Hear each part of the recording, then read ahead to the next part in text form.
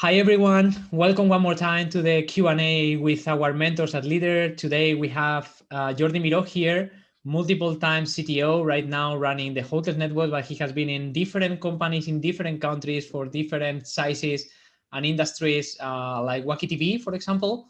And today we will be here running these questions with him. So thank you for your time, Jordi. No, it's my pleasure, Álvaro, to be here. Let's start. Which is your favorite content? So I would say that today I've been into podcast a lot. I think it's a format that allows us to consume different content whenever we can. And if I had to choose just one, I would say The Business of Hype by Jeff Staple. Jeff Staple is very well known in the streetwear industry. He's an amazing designer, has designed some of the best known sneakers worldwide, which is one of my passions, sneakers. And this show goes around the mix of business, fashion, entrepreneurship, technology. And I think it's great because you get to learn different things from different sectors that you can later apply to your entrepreneurship life, no matter which sector you're working in. Great. What about your favorite working app? If I have to choose one, Slack. Great, great. What about your reference leader? Why and what you learned from him or her? That's easy. It's my father.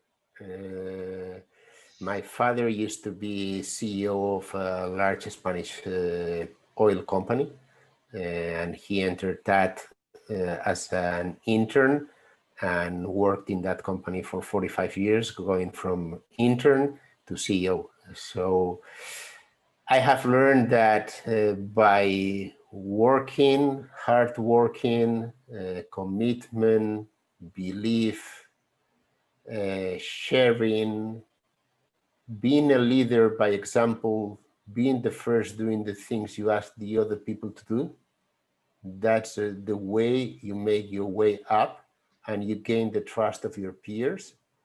And I could name other fancy people, but I have had an amazing example home, and that it is my reference leader and someone who's mentored my career and someone I can go back anytime I need.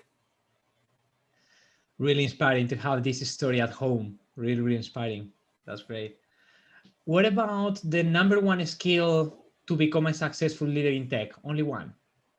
If I had to choose only one, is you need to be a team player.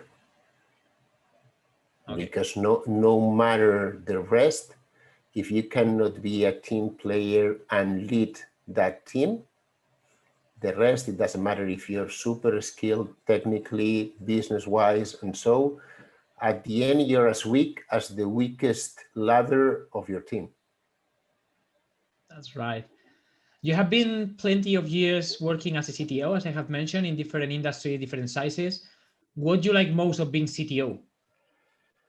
Well, I would say that my view of as a CTO is, I don't know if the same definition as other people, but I would like to think that a CTO has to work in, if we see it as circles, it's a combination of people, technology, and business. So what I like the most is that sweet spot, that's the mix of the three. You need to know about technology, which means you need to keep up with the pace technology goes, means you have to keep studying, and the bigger your company, the more you need to know about different technologies, and the more you need to know how to delegate. But your team will grow, so you need to know how to grow your team, how to manage your team. It is completely different to manage a team of 5, 50, 100, 200. And also business. I completely believe that we are here to serve a business. So if you do not understand the business needs and the product need, you will not deliver the right technical solution. So that combination of people, technology, and business is what I like the most about being a CTO. Yeah, amazing. Which is the biggest challenge you have faced as a leader? Having to let go people. It is tough as hell. It is not rewarding. And every time you have to let go someone is because you have also failed as a manager and as a company. So I think that having to let people go, somehow it's a failure, no matter how we want to distribute responsibilities on that. But that's one of the biggest challenges. And of course, the other one I would say is scaling companies. How do you scale companies with limited resources and fighting with big organizations? The clear example is Wuaki. When we started 2011, we were 7 people, really small business. And when the large American organizations entered Europe, Netflix, Amazon, and so, they all said we would disappear. Well, 10 years after, Wuaki or Rakuten TV is still there, and it's I was part of it. So I would say as challenges or biggest challenges, those are the 2 biggest ones. I was going to ask you about the takeaway from that experience. I would like you to focus on the first one, because I think it's a tough one that we all need to live as leaders, and it's important to know which is the takeaway from that. I think that you need to learn that the sooner the better. If you need to let go someone, the sooner you do it, the better for both sides, even though sometimes it might not seem the case, because you're going to lose someone that might be very good in some areas, but very bad in others.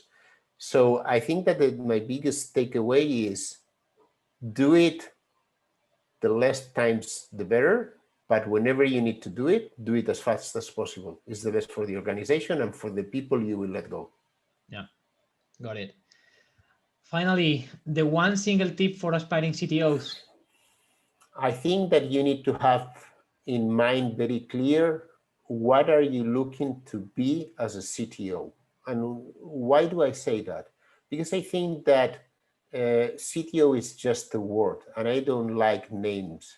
But do you want to go more into business? Do you go more into operations, or do you go more into technology? Because that would define where is the place you want to go or you need to go. And that defines the type of company you should be in. If you want to go into very technical, maybe the type of company you need to look is one, and maybe the type of organization is one, and maybe it's not CTO, but another name what you're looking for. So I would say that be clear on what your passions are, what you want to do, because we spend more time at the office or even remote, that doesn't matter, working than with your friends and family. So be very clear where you want to be, because we're lucky enough to be in a sector where there's a lot of opportunities. So once you are clear on how you would like to distribute your time between technology, people, business, management, that's where you have to put your focus and go for it. Great. Then let's go with a technical question in your expertise area. Which did you choose? So I would say that my biggest area, or the place where I like to be the most, as I said, is that combination between technology and people. Great. Then let's explore a question in that area, because I just put the example. So I think that one is which I like is here is how can I balance the needs of the product with the tech development that need to be done. I think that's the clear fight we all have, which is you need to keep up adding new features to your product. You need to keep maintaining your product, but at the same time, we are adding what I hate, but which is true, which is technical debt. There are also new technical architectures that you need to deal and that you can benefit from. So how do you decide when it's the right time to push more into the tech-related investments, and when is the right time to push for the product-oriented decisions? And I think that there is no single bullet, and it all depends a lot on, I would say, two main factors. One, which is the stage of the company. If you're super small or you're in a growing phase or a much mature company, the more mature you are, the more typically the more resources you have, which means that you can dedicate more time to cleaning up the messes you have left throughout that journey that has taken you to that spot. But also, you need to be super conscious of where your product is, where your competitors are, and what are the differentiators that you have with those. And that combination of when you have the resources to put more attention into the technology, considering that you have always tried to do the best technically possible, and where your product is, where your competitors are, and which is the impact that a new feature or solving whatever bugs you have, that combination, that balance is what will make you successful as a CTO. Building that bridge that helps product and technology. That's why I don't like that differentiation. I think that product development is what I like to call the product and technology team. We're here to develop a product. So which means that as CTO, CPO, that combination, we need to work close together to both sides understand what is needed in every moment and when to push more for technical stuff and when to push more for product-related things. Great. Great question. I'm sure that this will help a lot. Thank you so much for your time, Jordi. The interview is done. Great. So, thank you very much, Álvaro. It's been a pleasure. Yeah. Thank you. See you soon.